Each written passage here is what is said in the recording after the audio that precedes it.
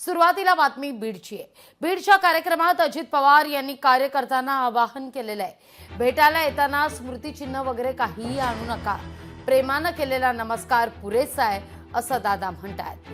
कर्मधर्म संयोगानं, आई वडिलांच्या कृपेनं आणि चुलत्याच्या कृपेनं चांगलं चाललंय हेही सांगायला दादा विसरले नाहीयेत। पाहूया आपण दादांनी बीडमध्ये काय म्हटलंय। शाली आणू नका, टोप्या घालू नका, मला त्याच्यामध्ये हार घालू नका, येऊन नुसता नमस्कार करा, तो मला प्रेमाचा वाटेल। पण भला मोठा हार, जेवढा मोठा हार तेवढी भीती वाटते याला काहीतरी कर्मधर्म संयोगाने, आई बापाच्या कृपेने, चुलत्याच्या कृपेने बरंच चांगलं चाललंय आमचं।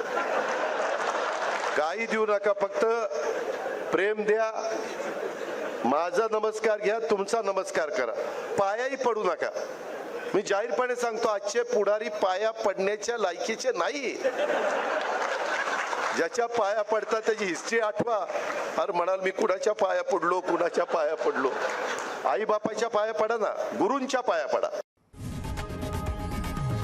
लोकशाही मराठी ऐका, पहा, जागरूक रहा।